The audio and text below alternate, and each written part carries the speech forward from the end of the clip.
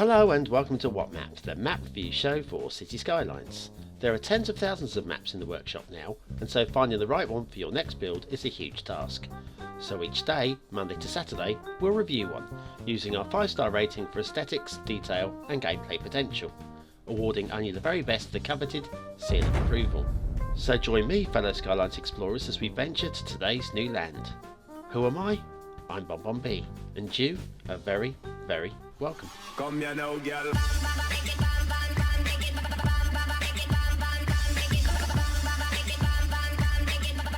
Hello and welcome to What's Map, your one-stop shop for everything workshop. I'm BonBonB and it's Saturday, which means we're going to have a look at the front page of the workshop. And as everybody loves New Zealand, and there is a New Zealand map on the front page, I figured it was time we went down under and had a look at that. Followed up by this quirky asset of the day from the Far East. And then across to Europe for a European theme, including 4 different LUTs, including Permaculture, which is one we've not had a look at before. So that could be interesting and worth hanging on to the end, when I'll also do my factoids. Now today's map is by LordEdgar, and this is technically their first map. It's my first map. They have done a couple since. They had a little help with this one as well. There's your start square, by the way. And a little help came from Mr. Miyagi, who, there's your resources, who's helped them in certain places, and I think it's quite evident when we see Mr. Miyagi's touches over what he's done and what was probably done by LordEdgar. It'll be obvious when we get there, I'm sure you'll agree. Anyway, it's vanilla, pretty much. You can add a theme on a LUT. I've basically gone with what was auto-generated by the map. So if it looks a little vanilla, that's probably because it is. Now I thought that was a little bit low, but it's not. It's fine. It was just I zoomed in there because I thought, oh, excellent, great way to start. But no, it's fine. Everything's good.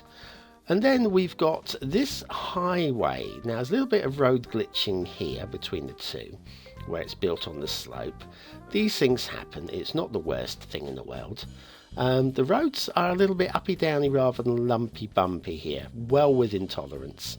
But then we've got a little bit of glitching going on here.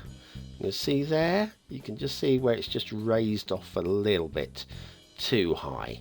A little bit of terraforming before laying down the highway would have fixed that.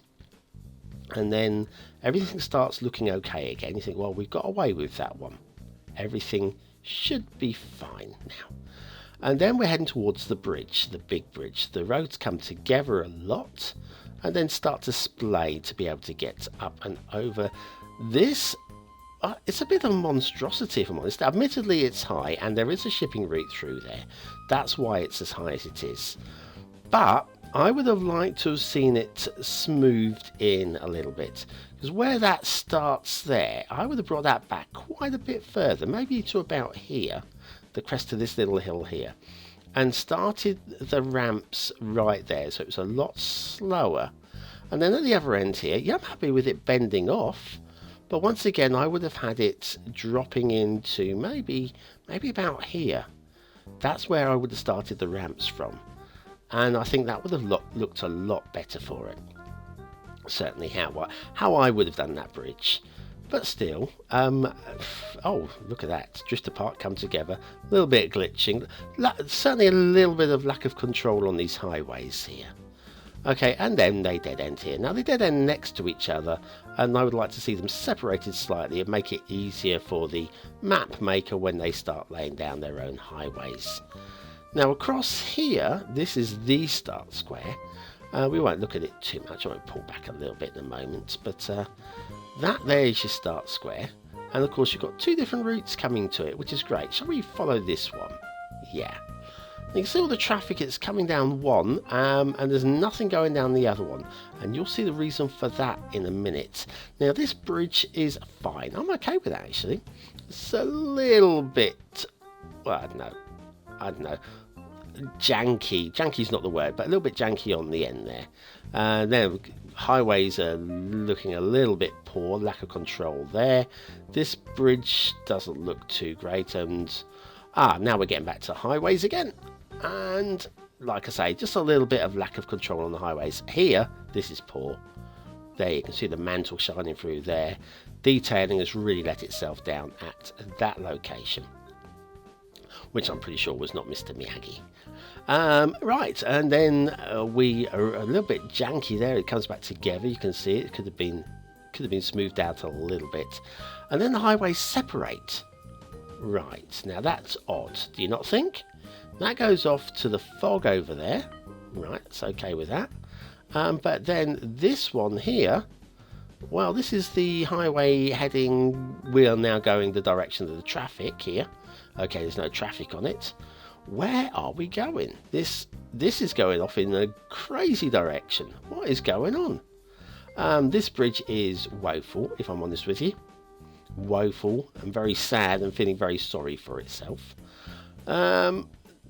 Say we're just twisting and going across the... No, it'd be nice if this was a national road. This would be fine. But it's a one-way highway. And that's connecting up here. 3 lanes merging into 3. Never a great thing. But where's that coming from? Let's head back that way and have a look where this is coming from. And then we've got a bridge over the waters here. Now, see, this is a better bridge. See how far back these ramps start. Slow incline, gets to the bridge. There's a shipping route under the bridge there, and then slow decline on the other side. And I reckon that was Mr. Miyagi's work, while the first bridge was probably LordEdgar's. Let's have a look at this. Yeah, this one, I'm sure that was not built by the same creator. Therefore, I think that's LordEdgar. And this one, where is it? There it is. And this one is probably Mr. Miyagi. And I'm happy to be corrected on that one, but I'd be very surprised if they were the same builders.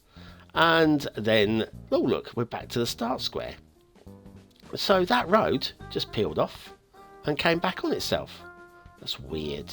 Very weird. Speaking of weird, it's Quirky asset of the daytime. And this is the Kylin subway station by Acolasia. Obviously some sort of dragony type thing from the Far East. Now, it is actually a subway station, which is odd because there's no gates or doors or whatever. It looks like a statue, but maybe you'd like to use this as a statue within your city for aesthetic purposes and put in a little prop or two to make it look a little bit like a subway station, possibly. Let's have a look underground. There you go, there's your tunnel. And that's your station. Very unusual. Kylin subway station, Acolasia, today's Quirky asset of the day. And back to Auckland, a New Zealand map by LordEdgar. Shipping routes. We've got this one, and it joins up with that one that goes off to the fog as well. And this goes in underneath Mr. Miyagi's road bridge, which I'm going to call Mr. Miyagi's. I'm very happy with that. Definitely high enough to accommodate the shipping, and no shipping clipping there with the posts, which is great. And then over here we've got another shipping route here. This is going towards LordEdgar's bridge, and the paths come really close together, which means any shipping coming back towards another one going in, that definitely could crash, although they will just clip through each other, obviously. And then we head up to the bridge, and it's definitely high enough, but any shipping going next to that upright is going to definitely clip through it, no doubt at all. Once again, one bridge compared to the other, obviously 2 different creators there. Water flow is no problem. There's a lot of water being pushed down that way, and then here we've got, you can see the water sources here, and it's just moving, flowing freely, no problem at all. Let's have a look in the lake, make sure it's moving in the lake. Yep, moving in the lake, that is fine. Also, obviously coming down the river. And then once you get out to sea, yeah, that's fine. There's no worries at all. You can definitely dump your sewage into that water system and it will be taken away. Right, now the 25 tiles is where the build space is. Around the outside, it's quite rugged. You're not going to do too much with these hills. You could. But it's all concentrated on this middle area here, which is great, and it's been smoothed out nicely. Unlike a certain other map we saw this week, this is definitely buildable. definitely buildable. I'll say that bridge is very nice. Come over here. I think this is all good as well. Can't really grumble too much about that. That's quite nice. Head across to here. Now this is odd. Look at these these beaches. This is sand, but look how high up it is. Now for me, that wouldn't take much to fix it, would it? Come on, that's poor. What we just want to do is you want to get a little bit of the smoothing tip, it's connected to that island there by a little land bridge. And not all, the whole of these islands could be just like smoothed out a little bit. And then over here we've got this another really high sand there with trees on it as well. Crazy. This looks like it's been chiseled out for docks as well, because it's very square. But yes, now those beaches, shall we? Yeah, what the heck? Now I know we're going to probably get some problems here with trees swimming, but just show you how easy it would be just to turn these into beaches. Right, let's find the smooth tool. Where are we? There. Increase the brush size a little bit more, like that. And there you go. 1, 2, 3. There we go. That, okay, we've got trees that are going to be taking a little bit of a swim, but I'm not going to tidy that up. But that is how easy it would be to turn that into a beach. Much, much better that would have been. Okay, and then up here we've got this castle, which I've not checked. I'm sure there is a castle there in real life, but I'm not sold on this. We've basically got 3 separate structures that don't make any sense at all. They don't seem to have any relation to each other. We've got the wall going around the outside, which is partial, and these things would happen, that ruins and whatever. But as castles go, I'm not sold on that at all.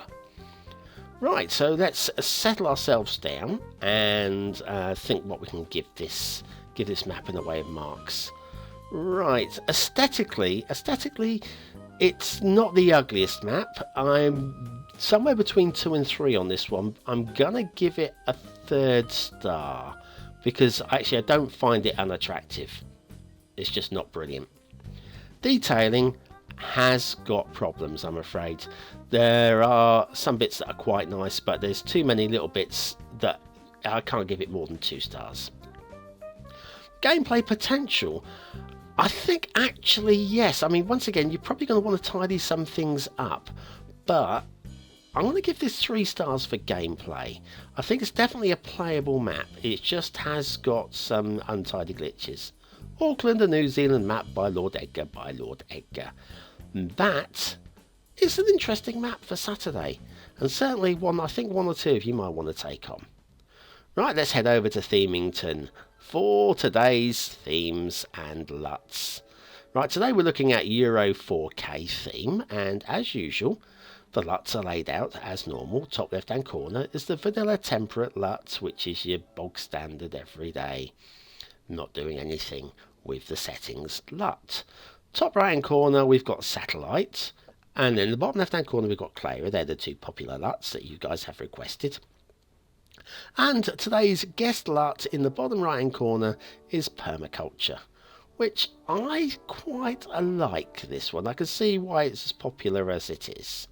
So anyway, those are the theme and LUTs and theme combos. And of course, if you want to see how Euro 4K compares with some other themes, in another 3-4 days, you'll see the Euro 4K compared like for like with the next 3 themes that we review. But I'm not going to give you any spoilers for what they would be. Right, okay, everybody happy? Everybody settled down? Everybody on tenterhooks over what today's factoids will be? Nobody? Oh, well, I'm going to read you some anyway. From the same book as I was reading from yesterday. So, there we are. Petersham is a thick corded silk ribband used for stiffening in dressmaking.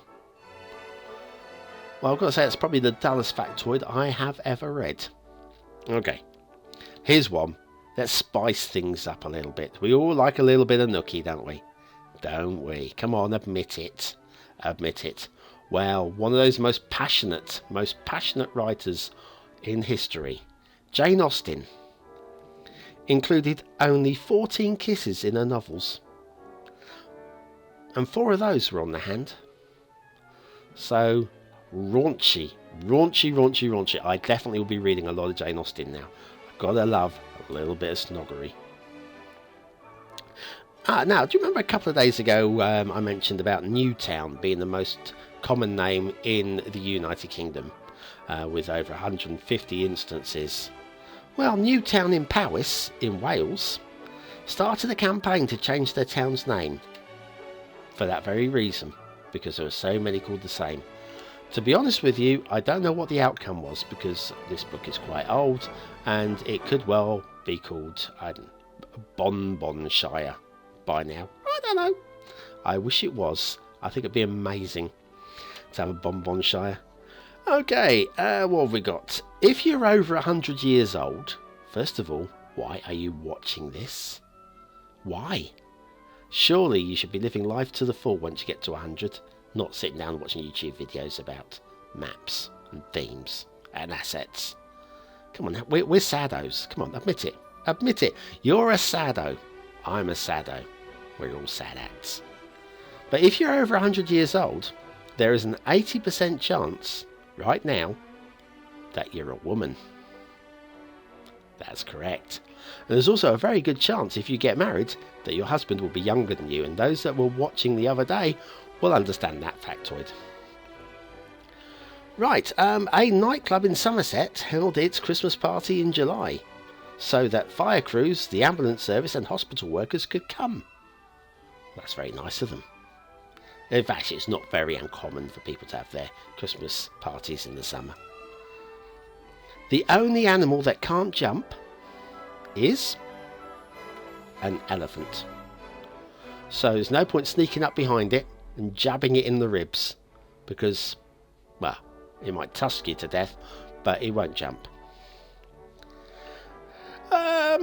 Peter Sellers, the English comedy actor from the 60s, 50s, 60s and 70s, his film contracts used to stipulate that he had to be supplied with a bed pointing east-west so that he could see Leytonstone from where he was lying, which is obviously a little place in London, obviously where he grew up, which is very nice. Such was the popularity of footballer David Beckham that when he revealed a hairless chest during a summer sunbathing session while on holiday in Saint-Tropez, speak BonBon, speak. While on holiday in Saint-Tropez and having a sunbathing session, sales of home waxing kits soared. And I wasn't one of them. I'm very proud of my tufty. I am. Eskimos complained of a heat wave when temperatures in the Arctic soared to 19 degrees Celsius. Well, quite right too. What are we doing to this earth? What are we doing? The most impossible item to flush down a toilet, careful now, is a ping pong ball. This is true. But they've never tried flushing an elephant. That would be an interesting contest. We'll finish with Maria Sharapova, the 2004 Wimbledon tennis champion, who turned up at the following year's event with 10 pairs of £500 trainers, flecked with 24-carat gold. That's what happens when you hit stardom when you're 17. You buy expensive trainers. Me, I'm very happy with a string vest. Anyway, that's enough of that. Thanks anyway for watching, commenting, liking and subscribing, and you can click that link on the left which will take you to the most recent video, and click the link on the right which will take you to another map in the What's Map series. Obviously click the circle in the middle to subscribe, and you can join me on Patreon for just $1 a month, and you get to vote on the upcoming maps and take part in all sorts of fun, and maybe even get your name in the credits like these guys. Thanks for watching, and I'll see you Monday.